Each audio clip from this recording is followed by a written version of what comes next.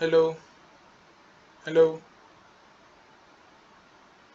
Okay, I'm going to cut this call and relog in again so that to see whether there's any problem with the meeting link.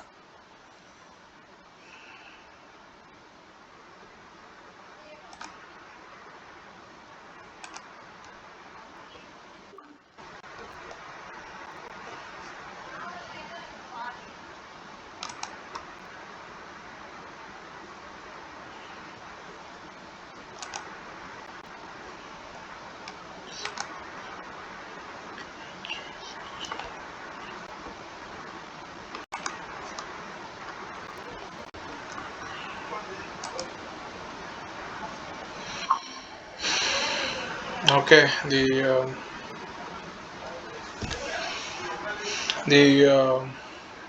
Nptel link is working properly. Uh, Let me wait for the designated time for the students to arrive.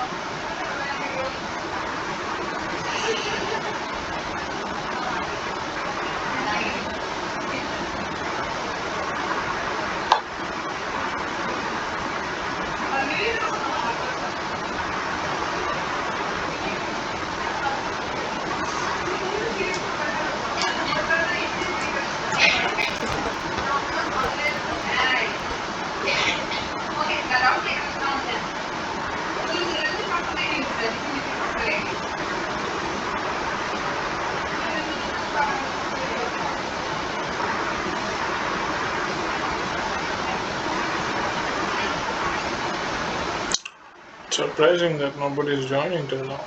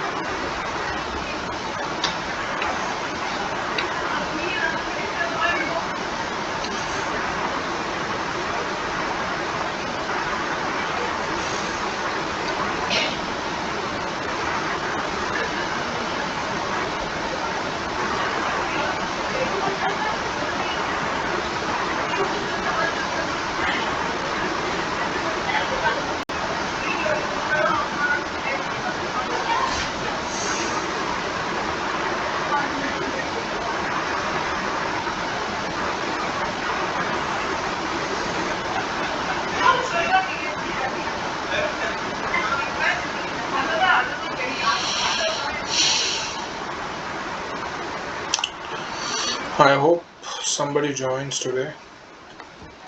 I've prepared quite some material for them.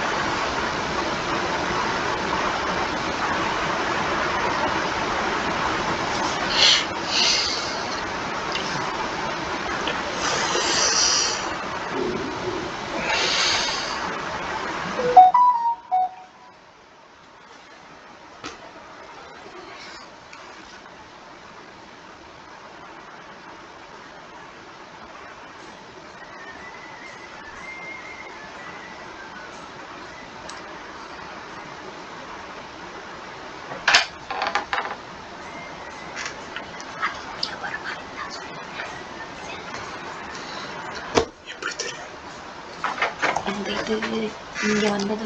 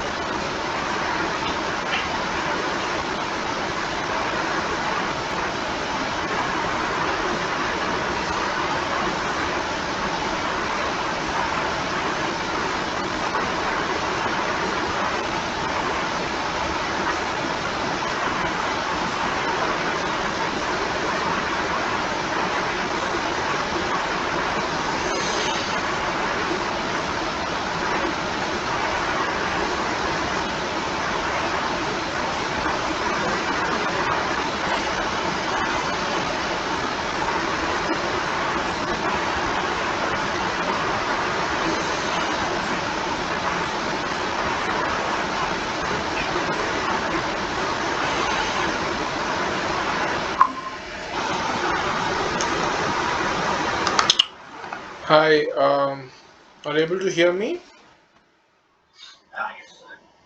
Yeah, hi. The, actually, there is no student actually. May I know who's this? My name is Saidas. Oh, okay, okay. So actually, there have not been any student who has been joined who has joined till now.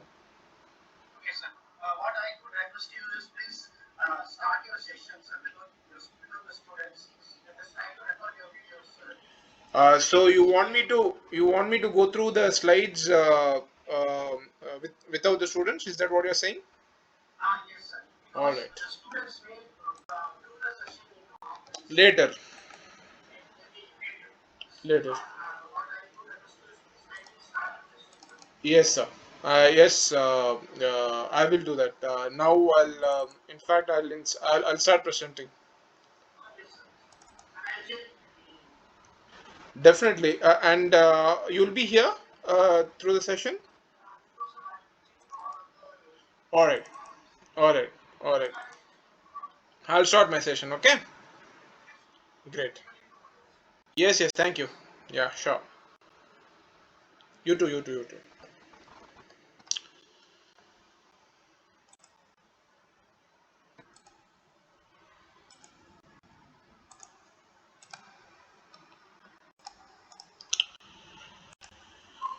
Um, hi,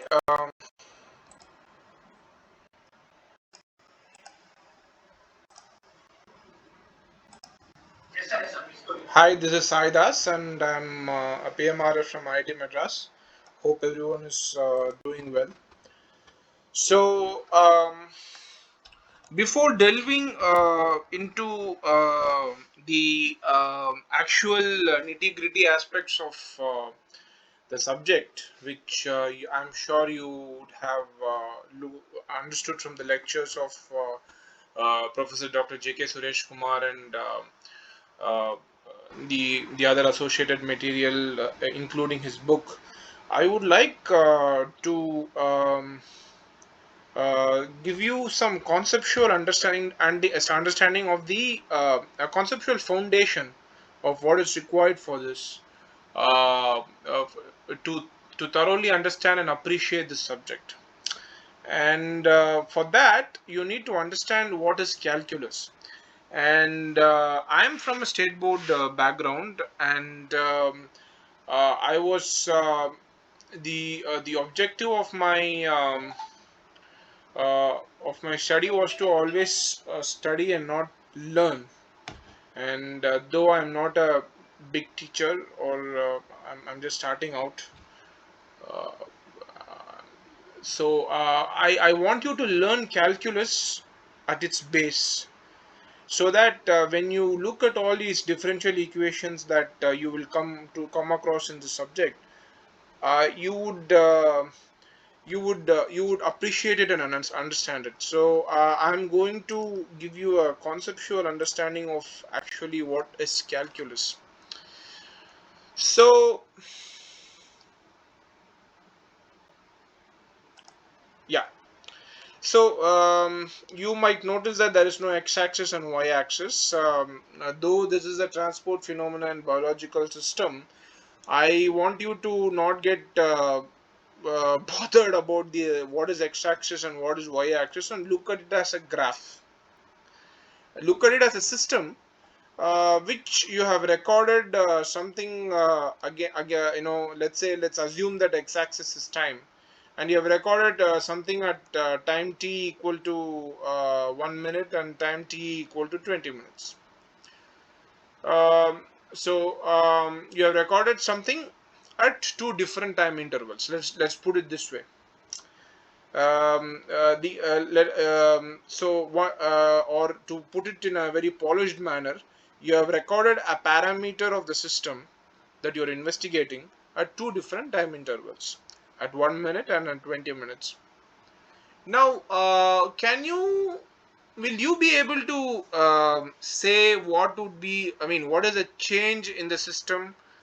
Uh, Obviously, you know what is the system, what the system is, how the system is behaving, or how that particular parameter of the system. So when I say a parameter, it could be anything like specific growth rate, or the velocity of a moving object, or the pressure of a vessel, or the rotor speed of the impeller, whatever. It could be anything. The y-axis could be anything. The x-axis is typically time, so we'll go with time. Now, you know what is happening at the 20th minute, and you know what is happening at the 0th minute. Can you give what is happen? Can you tell me? Do you think that you can describe this system accurately by just measuring these two points, or in to put it in mathematical terms? Can you tell me the delta x of the system? That is the rate of change of the system parameter with respect to time. Of course, if you what you can one thing what you can do is you can subtract the parameter in the y-axis, which is showing 6 here, and at the 20th minute, and then subtract it at the first minute, which is 1. So you can say that the delta x is 5. So what in fact you're assuming is that the system is linear. So what you're assuming is this kind of a system. That means that the rate of change of a given parameter with respect to time, it doesn't change. So if you measure, assuming that you have measured all these points, yeah, and you know that the system is behaving this way, you can say that delta x here at t equal to 20 versus the at t equal to 1, you can say that it is 6 minus 1 equal to 5, which is a fairly um, okayish approximation of a linear system. But just assuming that, I mean, do you think all systems are linear systems?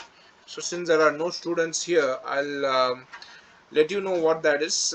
It is in fact, you cannot assume that every system is linear. In fact, a linear system is the simplest of systems, and you will not come across it typically in biological processes. You would come across certain types of processes which are non-linear. So what if the system behaves like this? For the first 10 minutes it increases um, the parameter that you're measuring increases with respect to time, and then it starts to decrease, coming at the same 6, coming at the resting at the same value 6 at the 20th minute. So if you remove all these intervening recordings, this figure is exactly this figure. So the point here, what I'm trying to make is, if you there are two things here. One is that, of course, you cannot describe a system by just taking two taking the readings of a parameter at two different time intervals. Science doesn't work like that. You need to take more readings. That is one thing.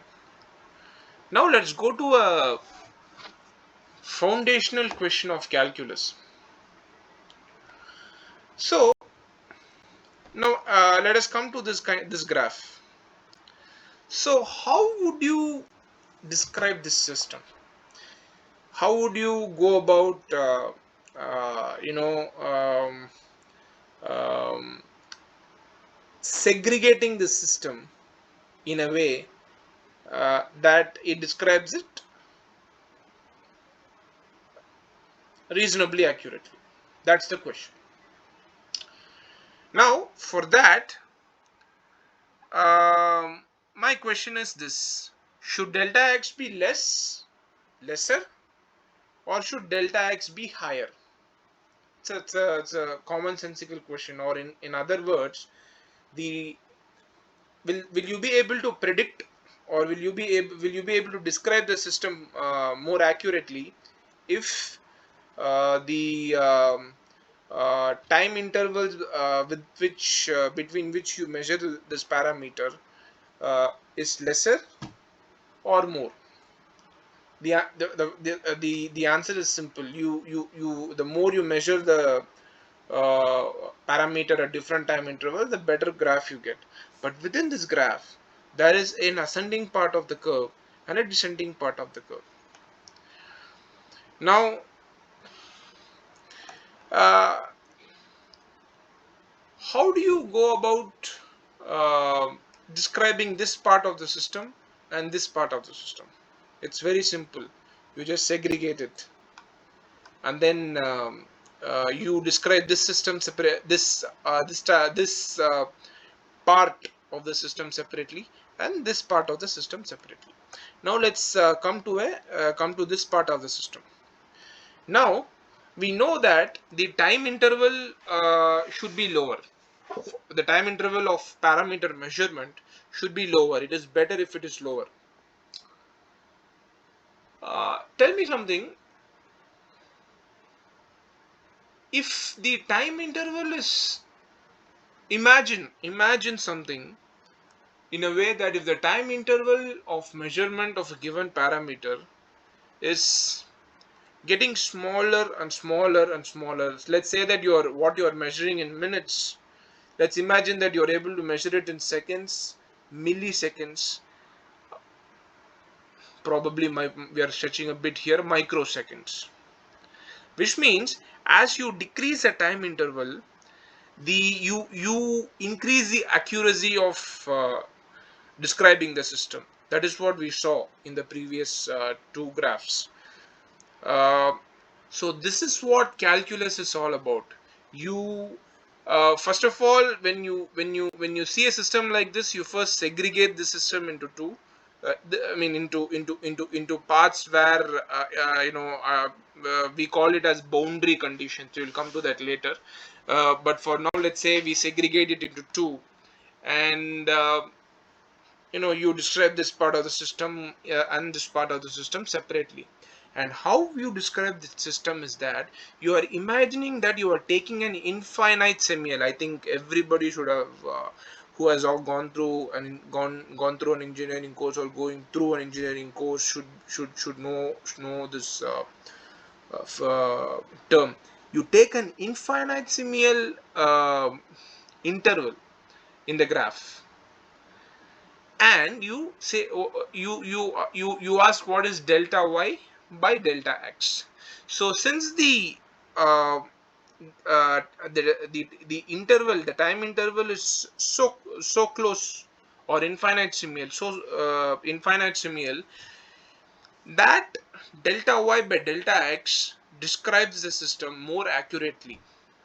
For there will be one delta y by delta x for this kind of a system, and another delta y by delta x for for this part of the system, and another delta y by delta x for this part of the system.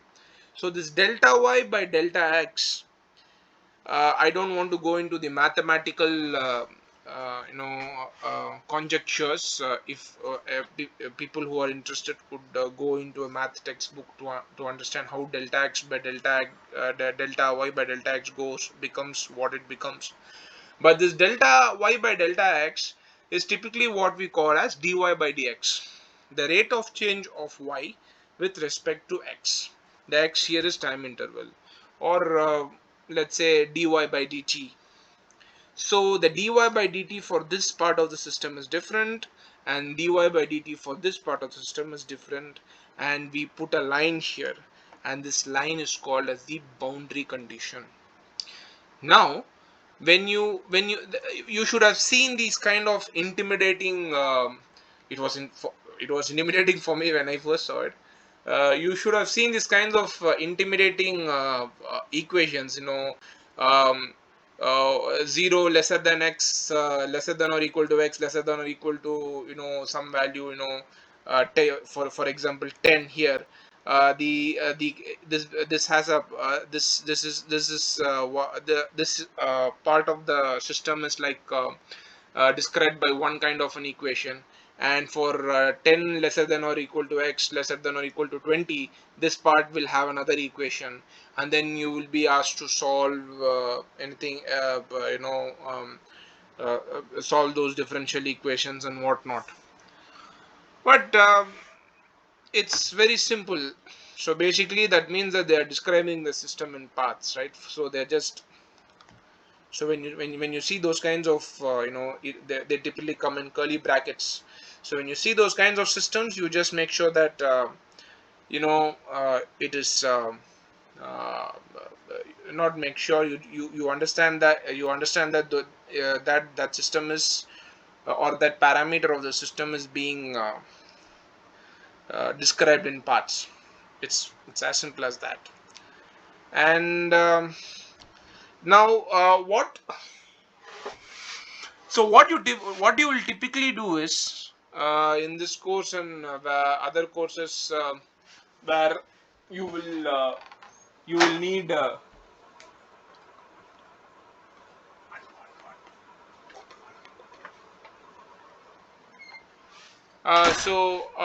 for various kinds of systems, is that you will first try to you will be given a abstract problem. You will be given some numbers within that problem, and you will first write a differential equation. So a differential equation will be like dy by dx equal to it could be a polynomial, it could be a quadratic equation. I mean, it could be a polynomial, means quadratic is a part of it. And what you would be doing is that you would want to find out if dy by dx is something, you would want to know what is y, or in other words, you would want to know how the systems behave, how the system behaves on the whole graph. So for that, what you need to do is that you have to integrate. Now so let's say that dy, you have a dy by dx equal to, let's say, x square. Let's take a simple example. You know that dy by dx equal to x square. Now when you, so which means that the rate of change of y with respect to x, or let's say the rate of change of y, let's say dy by dt equal to x square. The rate of change of y with respect to time is you know it changes at the square of x. It's as simple as that. Now, given this fact, given that if you take an infinite semial space of the system, and you measure the rate of change of y with respect to time, you get you see that at that point, or at that interval, it changes to the square of x. You would like to find out, if that is the case, given that is the case, you would like to find out how the system behaves over the whole time interval. So when I say an infinite semial time interval, we are measuring, let's say, taking the example of this, let's say if this is from 0 to 20 minutes. What I'm saying when I'm saying infinite semial is we went to up to microseconds. Now what we are trying to do is we are trying to back calculate everything and come back to describe the system in such a way that when we describe when we do some mathematics, you will be able to reasonably predict this kind of a behavior from that equation. So that operation is called as integration. So integration in other words is the opposite of differentiation. So you would have come across the um, um, you would have come across some terms that integration is just the area under the curve, etc., etc., etc. Let's now find out what is the area under the curve.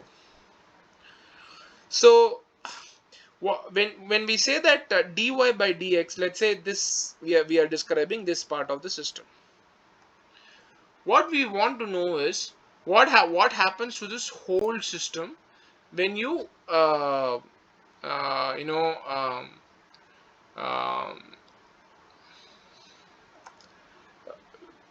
what happens to this whole system uh, if the rate of change within this time interval is a um, uh, taking this example, x square.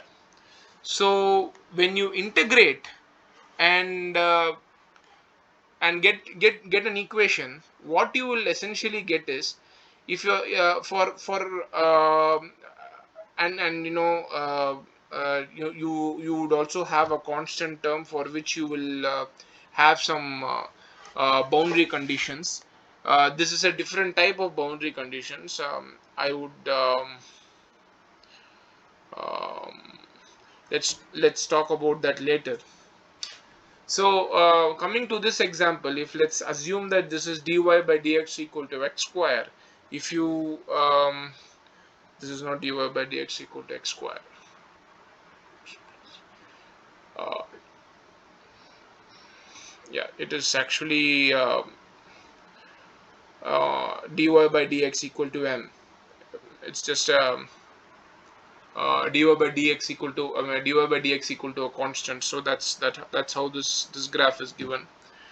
So what essentially happens is when you integrate it, you would have mechanically rearranged everything and then integrated and stuff like that, right?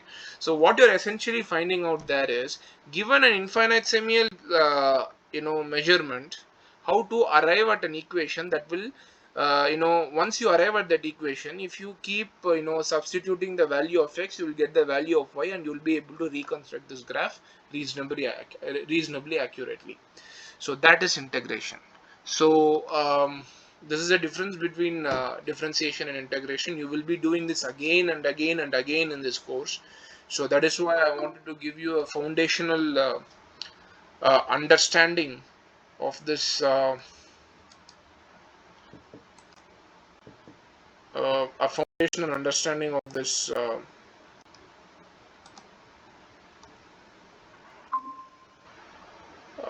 hi Aman. Hello Aman. Hi Aman. How are you doing?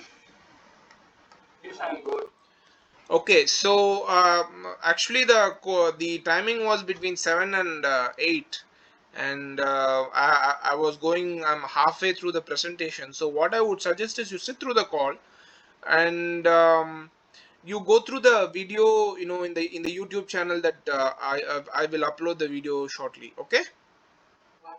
Yeah. So I'll go ahead with my presentation. Yeah, me and you. Yeah, there are no other people here.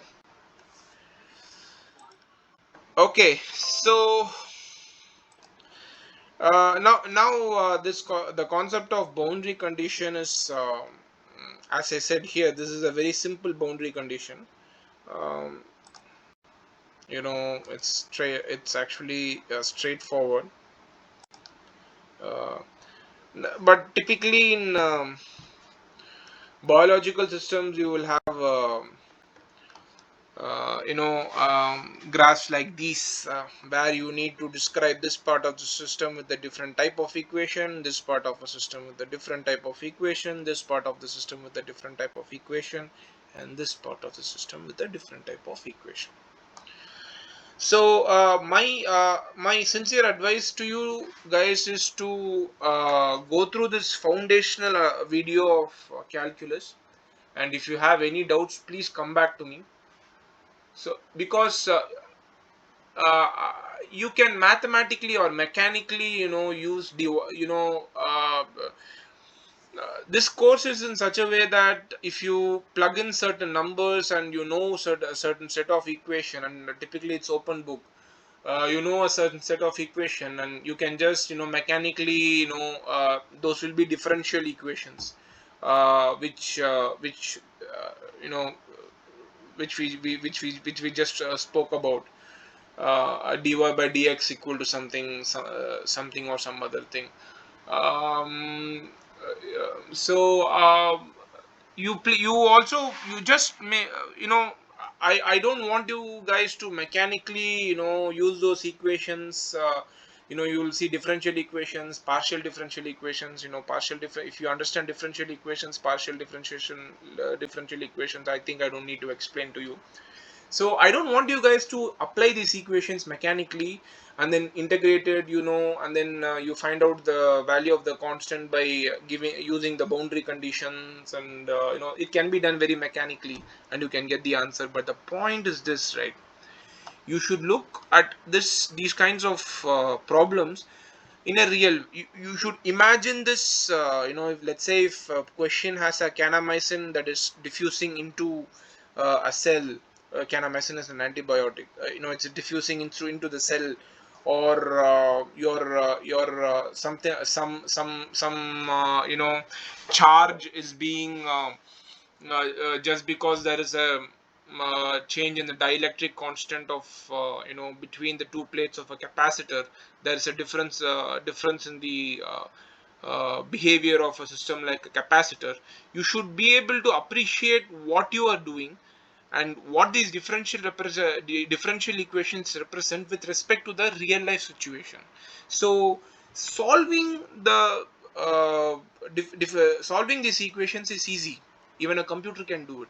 But setting up these equations, right, setting up the integral or setting up the differential equation, that is the key. So I sincerely request you to all the other you and all the others to go through this video and come back to me if you have any doubts. And Aman, since we are alone, um, are you able to see this slide, Aman? Yes, sir. So can you solve this?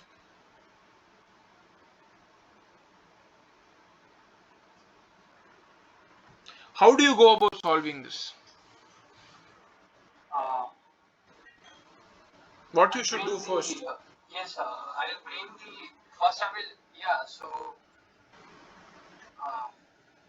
it will be ln. No. Give me step by step, because that's also going to go into the video. That will also help somebody else. So what you will do first?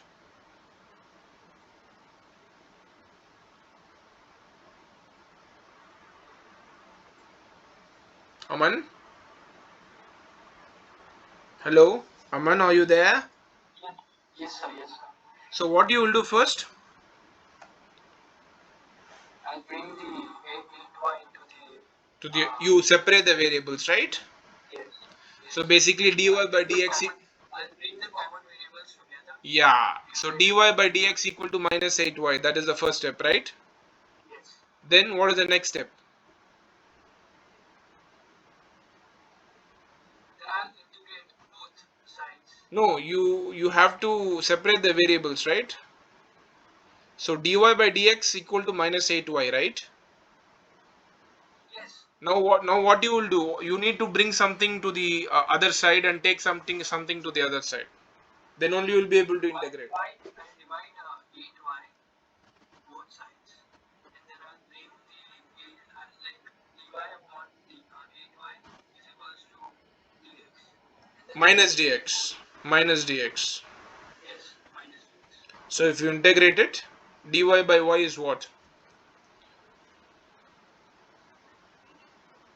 ln So basically dy by y equal to minus 8 dx, right?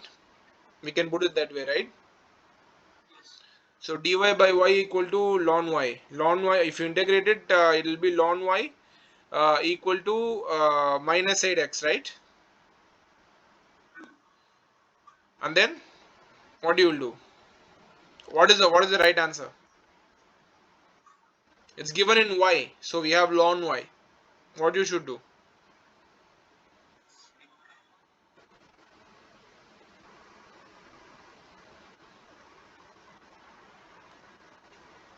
You sir, I will like it will be e upon e to the minus 8x. ah. So basically you use exponential on both sides, and then y equal to e power minus 8x plus c, right? Yes. Yeah. Okay. Okay. These things, I mean, these things are fairly straightforward questions, right? I don't want to. These are. I think you should have learned this in high school. But the point is, if you had been there from the first uh, lecture, or the first point of the lecture, I would be using. Uh, so what is it? Okay, let me ask you, Aman. You explain to me in layman terms. What is dy by dx, and why? What is dy by dx?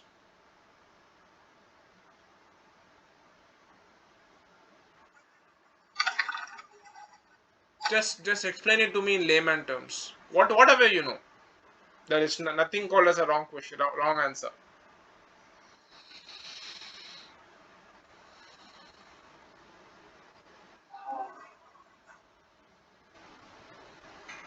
I mean, yeah. So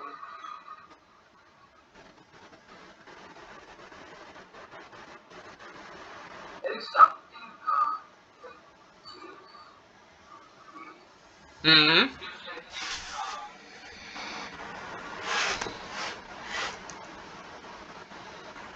As a rate of change of y with respect to x, right? Yeah, exactly. I was not able to, you know, make it into. That's fine. That's fine. Now tell me something. This rate of change of x. So basically, you're finding out the uh, change in y with respect to Yeah, change with in respect x, to right? With variable. respect to a Yes. change in x, that means that you are measuring y at different time intervals and x at different time intervals, and you are saying no, the rate of change is within this time interval is uh, this, that is dy by dx. Do we agree on this, Aman? Yeah, I think so. Right. So basically, the rate of change of y with respect to x is the what is the difference in y? What you're essentially saying by dy by dx is what is the difference in y with respect to difference in x, right? Yeah, so basically it's like, uh, If you if measure, I, sorry. yeah, graphically, if I represent this thing, so it will be, No, no, no. Leave out the graph. So basically, when if you measure y within a time interval, if you measure x within a time interval, you can say that in this time interval, y changes this much and x changes this much, and dy by dx, or you can also see it as delta y by delta x equal to this, right? yeah, sure, sure. Right. That's Now tell me something. What is better? Should this interval, time interval of measurement, should be higher or lower? I did follow you, sir. Okay, you're measuring. So what we agreed upon is that you're measuring, dy. I mean, you're measuring y at two different time intervals, correct? Let's say that x is time. Okay, Okay, sir. uh, you're measuring y uh, between, let's say from 0 to 10th minute, and then x is 0 to 10 anyway, right?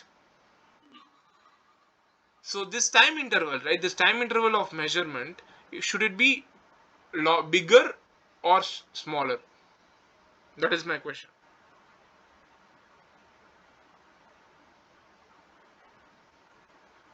This time interval, it has to be smaller, so it's like it should be very much instantaneous. And why is that? So that otherwise it would be some, there would be some errors in the calculation. I think.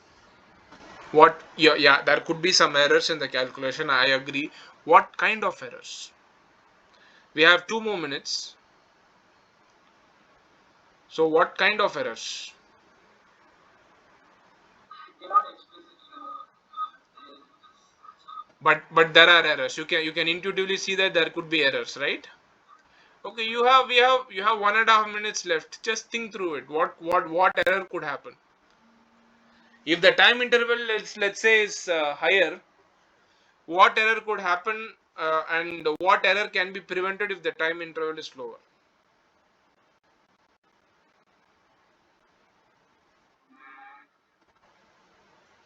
See, these were taught to you mechanically, right?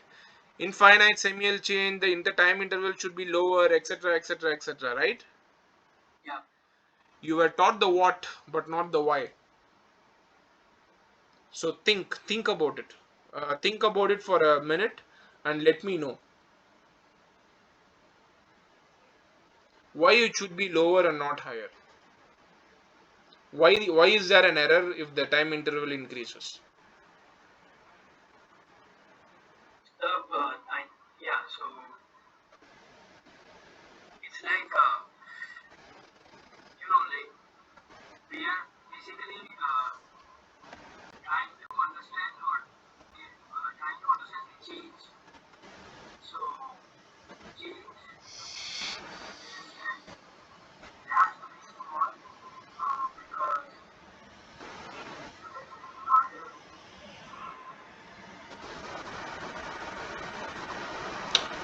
Okay, Aman, what I would suggest when we is, tell me. we are dividing both. Okay, the time is over. So what I would suggest is you please go back and look at this video from the in the YouTube channel for which you will be given link to. You would be able to appreciate why the time interval should be lower and not higher. Yeah. It's very important. Don't do this course mechanically. Okay. On that note, Aman, thanks for joining, and let's see how this goes. And have a good day. Okay. Bye Sure. bye. I can say the same to you, sir. Bye. All right. Thank you. Bye bye.